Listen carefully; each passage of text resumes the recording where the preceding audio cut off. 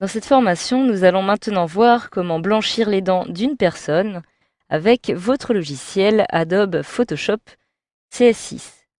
Alors, dans un premier temps, il me suffit tout simplement de réaliser un zoom sur la zone en question, donc la zone que je souhaite retoucher. Donc, en l'occurrence, ici, les dents.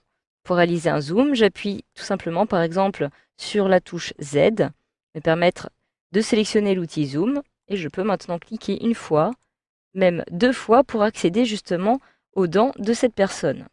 Alors, je peux maintenant décider de dupliquer mon calque d'origine. Je réalise un clic droit dessus, dupliquer le calque. Je peux le renommer ici et je clique sur OK pour valider. Je retrouve alors ici un calque que je viens donc de dupliquer. Alors maintenant, je vais transformer ce calque en masque de fusion. Donc pour cela, je me rends tout simplement sur la petite icône qui apparaît ici juste en dessous et je clique dessus pour l'ajouter comme calque de fusion. Donc maintenant, je vais retrouver dans le panneau de gauche mon outil pinceau que je retrouve ici. Donc je clique directement ici et je vais modifier différentes options du pinceau. Actuellement, comme vous pouvez le voir, cette taille est un peu grande. Je me rends donc dans le menu déroulant. Je vais choisir une épaisseur un peu plus petite. Donc je vais voir par exemple aux alentours de 14 pixels. Oui, cela me paraît pas mal. En ce qui concerne la dureté, je la conserve à 0%. Je retrouve ici le mode de fusion normal que je conserve. L'opacité est à 100%, le flux aussi, et je les conserve à 100%. Donc maintenant, je clique en dehors pour fermer ce petit menu déroulant. Et je peux maintenant passer en mode masque. Donc pour activer le mode masque, il me suffit tout simplement de cliquer en bas à gauche sur la petite icône correspondante ou alors d'appuyer directement sur la touche Q de mon clavier. Je me trouve actuellement en mode masque avec mon outil pinceau et je vais pouvoir commencer, comme vous pouvez le voir, par colorier l'intégralité des dents de cette personne. Donc toutes les dents qui apparaissent ici, je vais pouvoir les colorier comme ceci, par petits à-coups, afin d'éviter de déborder.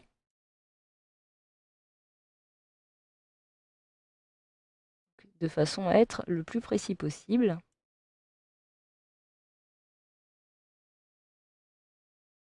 Voilà, comme cela.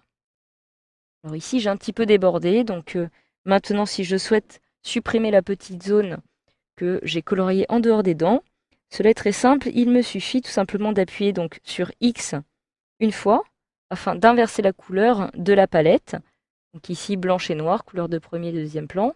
Si j'appuie sur X, je viens donc d'inverser la couleur, ce qui me permet justement de supprimer la zone superflue. En effet, si je colorie cette zone-ci, automatiquement je viens donc de supprimer cette zone. Donc voilà, une fois que vous avez fini, maintenant, vous pouvez à tout moment décider de quitter le mode masque. Donc j'appuie à nouveau sur Q pour quitter ce mode. Et je viens donc de sélectionner l'intégralité des dents qui apparaissent ici. Mais actuellement, j'ai une sélection qui va avoir lieu sur tout le visage, sauf pour les dents. Il me faut donc inverser cette sélection. Je me rends alors dans Sélection, puis Intervertir, ou alors j'utilise le raccourci clavier Maj CTRL plus I. Actuellement, la sélection ne s'applique que aux dents de ma personne. Donc je peux maintenant me rendre dans Images, puis Réglages et accéder à Teinte Saturation. Donc une fois ici, j'ai une petite fenêtre qui apparaît, qui va me permettre de travailler justement sur la teinte de ces dents. Donc il s'agit plutôt d'une couleur jaune. Donc je vais me centrer ici seulement sur la teinte jaune. Je clique alors sur jaune et je peux dans un premier temps décider de jouer sur la saturation. Donc plus je me déplace vers la gauche à l'aide de ces petites glissières et plus je vais désaturer la couleur jaune de ces dents. En effet, comme vous pouvez le voir, cela a déjà un petit peu d'effet. Je me rapproche en effet du gris, alors pas trop non plus. Essayer de trouver le juste milieu pour essayer de supprimer justement les teintes jaunes. Donc voilà, je vais m'arrêter ici à peu près aux alentours de 37. Et maintenant, je vais pouvoir jouer de la même façon sur la luminosité. Donc comme je me déplace vers la droite, à chaque fois, je vais éclaircir en fait cette zone. D'ailleurs, cela a déjà un effet, comme vous pouvez le voir actuellement. Alors pas trop non plus, parce que sinon cela va donner un effet émail diamant, mais juste ce qu'il faut, voilà, comme ceci, de façon à avoir des dents un petit peu plus blanches. Donc maintenant que j'ai défini un certain éclat justement à mes dents, je peux alors cliquer sur OK pour valider. Je clique maintenant sur CTRL D pour désélectionner. Et comme vous pouvez le voir, il y a donc bel et bien eu déjà une modification sur les dents de ma personne. Donc maintenant, j'appuie sur CTRL- pour réaliser un zoom arrière. Et je viens donc de modifier, comme vous pouvez le voir, les dents afin de les blanchir un peu plus.